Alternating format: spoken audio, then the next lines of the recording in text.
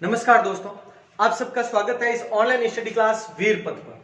आज के इस पार्ट में हम खारे पानी की झीलों का पार्ट 3 और अंतिम पार्ट पढ़ेंगे।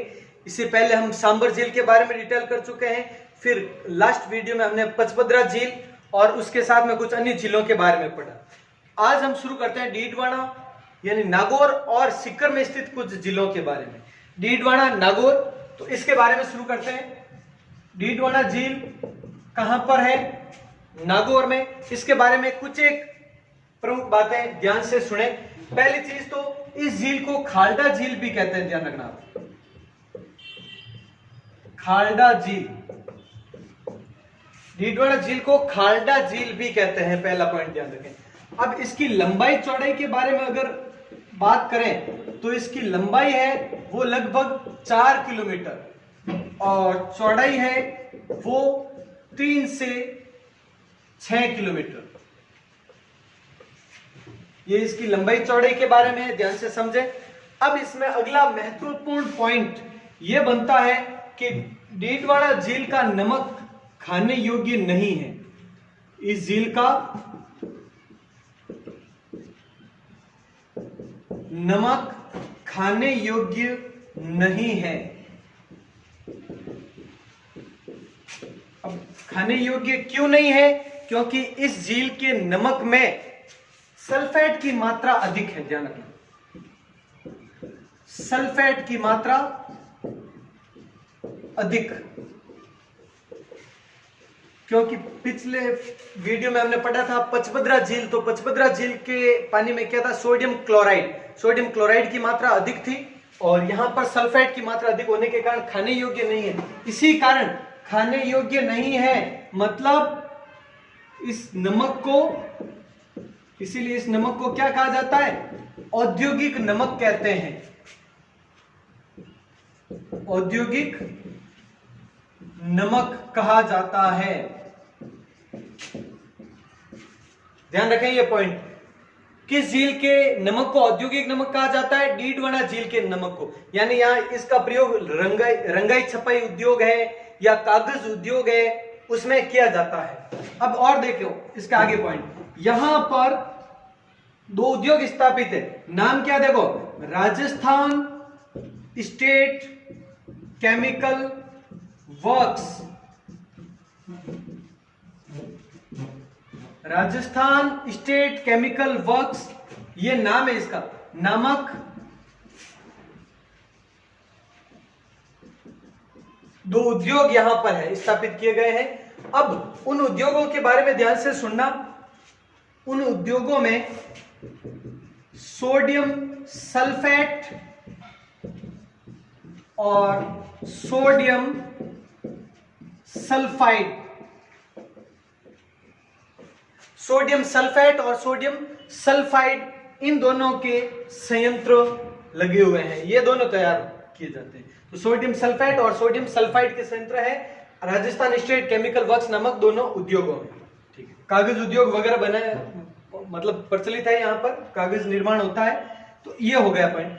अब यहां पर लवणीय पानी की परतें बनाकर, लवणीय पानी की एक परतें या कह सकते क्यारियां बनाकर नमक प्राप्त होता है। यहां से नमक प्राप्त होता है या उत्पादित होता है। तो अब ये क्यारियां मतलब खोड़ा बना हुआ अलग अलग पॉइंट, वैसे ही लवणीय पानी की क्यारियां बनाई जाती है अलग अलग, और ये क्यारियां बनाकर नमक उत्पादित किया जाता है। अब ध्यान रखें, इसके अलावा यहां पर कुछ एक संस्थाएं भी है, निजी संस्थाएं। निजी संस्थाओं द्वारा, निजी संस्थाओं द्वारा भी नमक उत्पादन होता है, नमक उत्पादित होता है। अब जो निजी संस्थाओं द्वारा नमक उत्पादित होता है, उन निजी संस्थाओं को, इन संस्थाओं को देवल कहा जाता है, देवल। और ये जो नमक है इसको कहा जाता है ब्राइन नमक। ब्राइन नमक। ध्यान से सुने, लवणीय पानी की क्यारियां बनाकर जो नमक प्राप्त किया जाता है उसे क्या कहते हैं? ब्राइन नमक।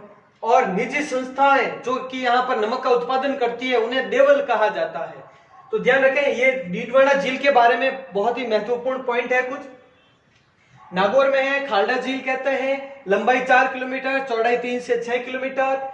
ये खाने योग्य नहीं है नमक, इसीलिए औद्योगिक नमक कहते हैं। 2 उद्योग स्थापित है यहाँ पर, जो कि राजस्थान स्टेट केमिकल वर्क्स नाम से है। सोडियम सल्फेट और सोडियम सल्फाइड तैयार किया जाता है। कागज उद्योग में काम में लिया जाता है, रंगाई छपाई उद्योग में काम में लिया जाता है। लवणीय पानी की क्यारियां बनाकर यहाँ पर नमक उत्पादित किया जाता है, उस नमक को ब्राइन नमक कहा जाता है। और निजी संस्थाओं द्वारा भी यहाँ पर नमक का उत्पादन किया जाता है और इन संस्थाओं को देवल कहा जाता है। ये डीडवाना झील के बारे में। अब नागौर में स्थित कुछ अन्य झील के बारे में ध्यान से सुने आप, जो कि नागौर में ही स्थित है, तो वो देखें आप। बात करते हैं नावा झील। नावा झील कहां पर है? नागौर में ही।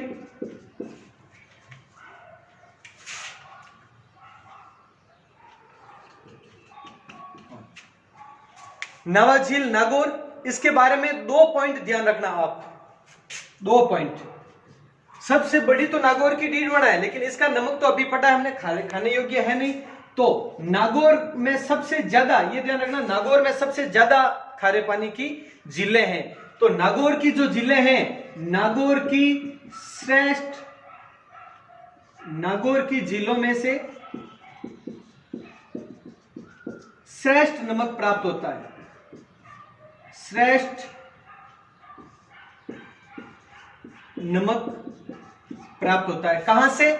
नावा झील, नागौर। पहला पॉइंट हो गया इससे संबंधित ये। अब दूसरा पॉइंट इससे संबंधित, यहां पर मॉडल सॉल्ट फॉर्म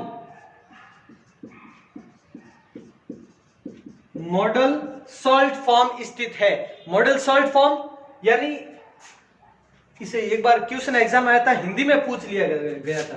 तो इसका एक ये आदर्श लवण पार्क या फॉर्म, जो भी पार्क आया था एग्जाम में, आदर्श लवण पार्क कहां स्थित है? तो वो कहां पर है? यही नावा झील है, नागौर, यहीं पर स्थित है। और मॉडल सॉल्ट फॉर्म एक ही बात है दोनों।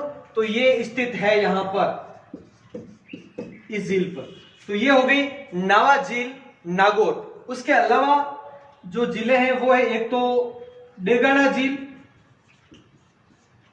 डेगाना झील कहां पर है? नागौर में। अब झील के बारे में ज्यादा विशेष तो यहाँ पे कुछ नहीं, बस खारे पानी की झील है, ये ध्यान रखना। कहां पर है ये तो आसानी से याद रह जाएगा। ये जरूर याद रखना कि खारे पानी की है, ये जरूर पूछे जाते हैं प्रश्न। तो खारे पानी की झील है। एक डेगाना में टंगस्टन परियोजना सुना होगा आपने, ये उद्योगों में हम ये खनिज उत्पादन वगैरह पढ़ेंगे, उसमें बताएंगे और ज्यादा। यहाँ पर भारत की सबसे बड़ी टंगस्टन परियोजना है डेगाना में, डेगाना नागौर, तो ये भी ध्यान रखना। उसके अलावा नागौर में कौन सी? कुचामन झील कहां पर? नागौर में। यहां पर भी बस इतना सा ध्यान रखना, ये झील है कुचामन नामक, और वो नागौर में है। तो देखो, ये 4 प्रमुख झीलें हो गई नागौर की, खारे पानी की। अब एक बार ध्यान से समझना, इधर थोड़ा सा ध्यान से देखें आप। अभी जो हमें कुछ झीलें और पढ़नी है, 2-4, उनके बारे में भी चर्चा करें। उससे पहले आप इधर देखें ध्यान से, जो झीलें पढ़ी है हमने वो कौन कौन सी? पहले दो, सबसे पहले हमने पढ़ी जयपुर की सांबर झील, डिटेल एक ही वीडियो में बनी, वो ध्यान से देखना आप। पहले वीडियो में हमने सभी झीलों के बारे में, खारे पानी की, मीठे पानी की चर्चा की। फिर दूसरे वीडियो में झीलों के पार्ट सेकंड में तो खारे पानी की झीलों में सांबर झील की। उसके बाद में इससे जस्ट पिछले वीडियो में हमने पचपदरा झील की, फिर जैसलमेर की, कावद झील और पोखरण झील दोनों यहां पर कर ली। उसके बाद में हमने बीकानेर की झील कर ली, लोणकरणसर। फिर हमने चूरू की तालछापर झील कर ली। फिर जोधपुर की दोनों झीलें, फड़ौदी और बाप झील, इनके बारे में पढ़ा। ये तो पिछले तक। अभी जो बात हो रही है वो है नागौर की सभी 4 जिलों के बारे में पढ़ी। डीडवाना, नावा, डेगाना, कुचामन, ये नागौर की जिलों के बारे में पढ़ा। अब हम पढ़ रहे हैं यहां पर स्थित सीकर में स्थित नागौर की चारों जिले पढ़ ली हमने। अब सीकर की तीनों जिलों के बारे में पढ़ रहे हैं। छोटा सा पॉइंट है, ध्यान से समझना। अब देखो इस हिसाब से पढ़ रहे हैं। अब इतना सा रहा है पॉइंट, तो कर लेते हैं। अब सीकर में स्थित जिले, सबसे पहली झील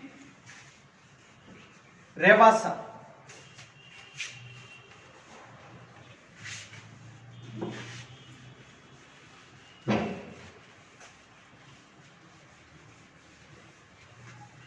देखिए अब इसके बारे में आप ये रेगुलर लिखते रहना पॉइंट।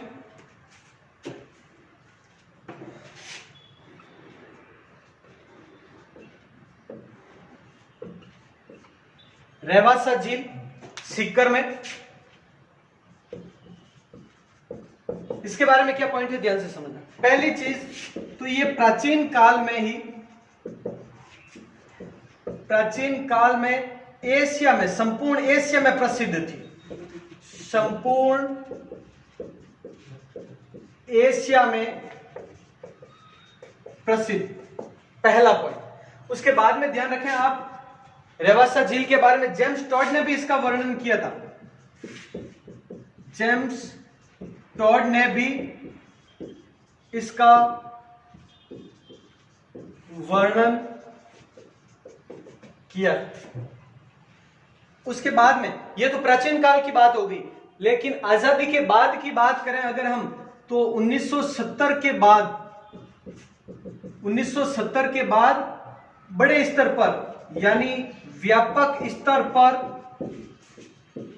उत्पादन शुरू किया गया। बड़े बड़े उद्योग लगाए गए यहां पर 1970 के बाद में।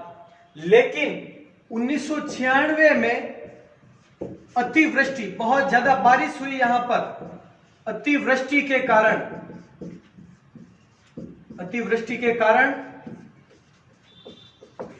बंद, ज्यादा बारिश आ गई, जिसके कारण वो जो भी उद्योग है सब चौपट हो गए, सब ठप हो गए। तो इसके कारण वहां पर ये बंद कर दी गई। अब वर्तमान में पुनः काम शुरू हुआ है। वर्तमान में पुनः कार्य प्रारंभ। इसका हालांकि ज्यादा बड़े स्तर पर परिणाम अभी तक नहीं निकला है, लेकिन कार्य फिर से शुरू कर दिया गया है हाल ही में। तो रेवासा झील के बारे में ये ध्यान रखना आप इसके बारे में। अब रेवासा के बाद में सीकर में स्थित एक तो कछोर झील और एक है प्रीतमपुरी झील।